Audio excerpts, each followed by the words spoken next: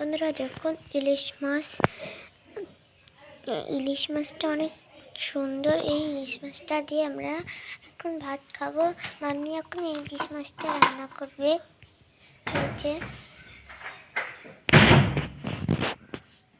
কথায় আছে মাছে ভাতে বাঙালি, তো ইলিশ মাছ ছাড়া আমাদের খাওয়াটা বেশ জমেই না।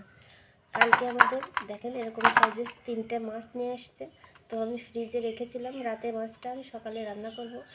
বরফ একদম জমে গিয়েছে বন্ধুরা। তো আমি মাছগুলো এখন কাটতে নিয়ে যাচ্ছি, একটু পরই রান্না করব।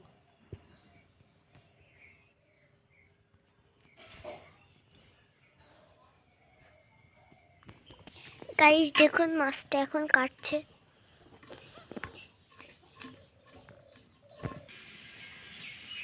এই যে কাঁচকলা দিয়ে ইলিশ মাছ রান্না করব। কাঁচকলাটা আমি কেটে নিলাম, আর পুঁই শাক দিয়ে, আলু দিয়ে, বেগুন দিয়ে একটা তরকারি রান্না করব, হচ্ছে বড়ি ফোড়ন দিয়ে।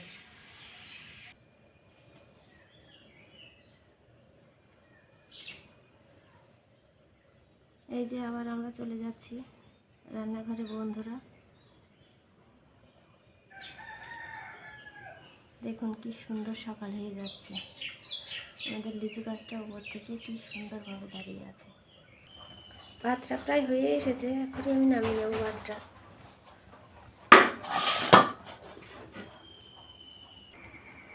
কড়াইয়ে তেলটা গরম হয়ে উঠেছে।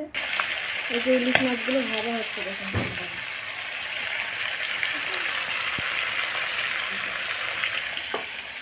মাছগুলো খুব সুন্দরভাবে ভাজা হয়ে গেছে বন্ধুরা। এই দেখো মাছগুলো কি তেল বেরিয়েছে। ইলিশ মাছে এতটা পরিমাণে তেল বেরোয়, দেখো মাছগুলো সাইজে যেমন, তেলের পরিমাণে যেমন, এত টেস্টি হবে না গরম ভাত দিয়ে খেতে। সর্ষে পোস্ত বেটে নিলাম এখানে। এবারে ফোড়নে দিয়ে দিলাম রাঁধুনি ও কালো জিরে। এবারে দিয়ে দেব কাঁচা লঙ্কা।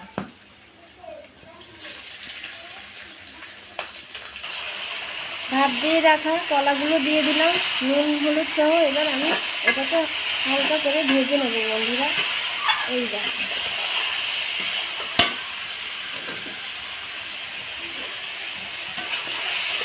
কলা দিয়ে ইলিশ মাছ, এটা যা দারুণ লাগে না খেতে। বাংলার রান্নার স্বাদে এই একটা ইলিশের আইটেম যা কখনোই কেউ এড়িয়ে যেতে পারবে না। ইলিশ মাছটা আমার মনে হয় না এমন কোনো বাঙালি আছে যে পছন্দ করে না। এবারে আমি দিয়ে দিলাম ঝোলের জলটা। এই যে কি সুন্দর গন্ধ বেরিয়েছে। এবারে আমি কাঁচা জিরে ও কাঁচা লঙ্কা বেটে নেব।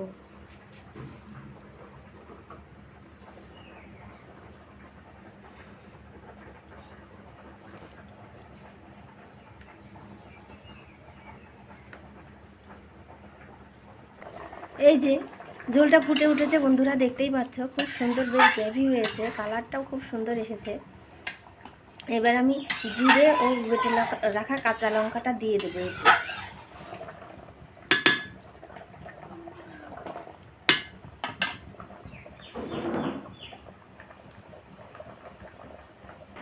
এই যে আমাদের রান্না হয়ে গেল কলা দিয়ে, আলু দিয়ে, কাঁচা লঙ্কা দিয়ে বাংলার মজাদার টেস্টি ইলিশের পাতলা ঝোল।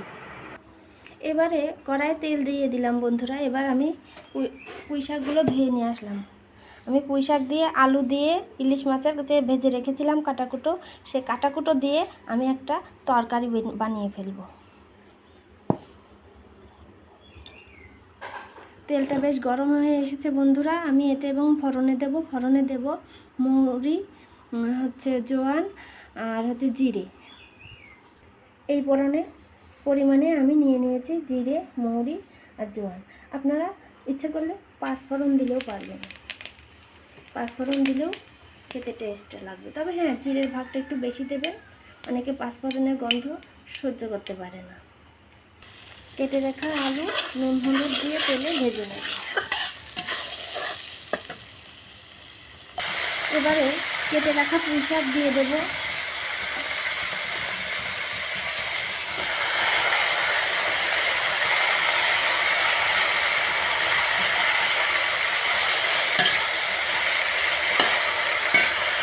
এবারে বেটে নেব কাঁচা লঙ্কা আর সর্ষে। খুব সুন্দরভাবে পুঁই শাকটা আমি কষিয়ে নিচ্ছি। দেখুন বন্ধুরা, এখনও এতে জল আছে, জলটা মোটামুটি শুকিয়ে আসছে। এবারে আমি সর্ষে, পোস্ত, লঙ্কা ও জিরে বাটাটা দিয়ে দিলাম, দিয়ে একটু ভালো করে কষিয়ে নেব বন্ধুরা।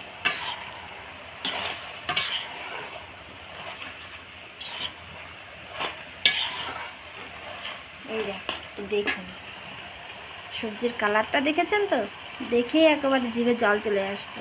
এতে ভেজে রাখা মাছের কাটাকুটোগুলো দিয়ে দিলাম। এবারে দিয়ে দেব গরম জল। ইলিশ মাছের গন্ধ আর পুঁই শাকের গন্ধে পুরো রান্নাঘরটা একদম মো মো করছে বন্ধুরা। এই দেখুন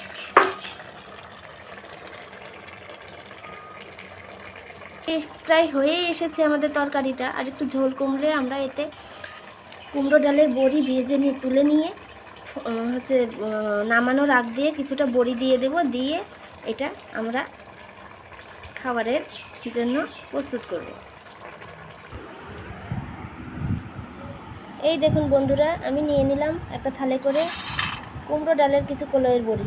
এগুলো ভেজে আমি ওই সবজিটার উপরে নামানোর আগে ছিটিয়ে দেব এবং কিছুটা ভেজে তুলে রাখবো। আমার মেয়ে এটা আবার শুকনো ঝাল, পেঁয়াজ, লবণ এবং তেল দিয়ে মাখিয়ে খেতে খুব পছন্দ করে। এই দেখো কুমড়ো ডালের বড়িগুলো বেশ বড় বড় মোটামোটা সাইজের করে দিয়েছিলাম। সবজিটা আমরা একটা পাত্রে ঢেলে নিলাম বন্ধুরা। এবারে আমি কড়াইয়ে তেল দিয়ে দিয়েছি।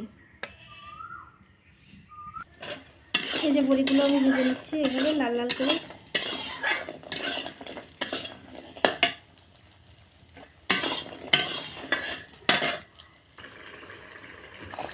এবার তরকারিতে বড়ি ভাঙাগুলো আমি দিয়ে দিচ্ছি।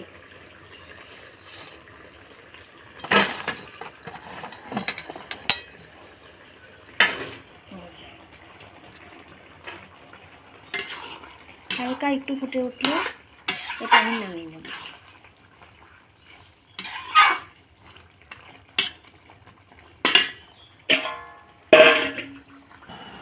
বন্ধুরা, হয়ে গিয়েছে আমার পুঁই শাক দিয়ে, আলু দিয়ে, ইলিশ মাছের কাঁটা দিয়ে, কুমড়ো ডালের বড়ি দিয়ে একটা সবজি রান্না। আজকে দুপুরে গরম ভাতের সাথে যা খাওয়াটা জমে যাবে না, সাথে তো কলা দিয়ে, আলু দিয়ে পাতলা করে ইলিশ মাছের কাঁচা লঙ্কার ঝোল তো আছেই। আর হচ্ছে তার সঙ্গে রয়েছে আমার গরম ভাতের সাথে কুমড়ো বড়ি ভেজে তুলে রাখা, ঝাল, পেঁয়াজ এবং আম তেল দিয়ে মেখে নেওয়া সেই বড়ি ভাজা।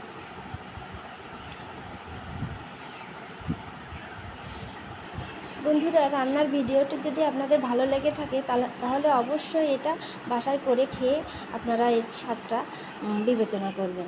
আমার মনে হয় না এর স্বাদটা এতটাই খারাপ হয়েছে, এতটাই যে টেস্টি ও সুস্বাদু হয়েছে যে আপনি পরবর্তী ভিডিওটা দেখতে ভুলবেন না। আপনারা একবার বাসায় ট্রাই করেই দেখুন সবজি এবং ইলিশ মাছের তেল ঝালটা। নমস্কার বন্ধুরা।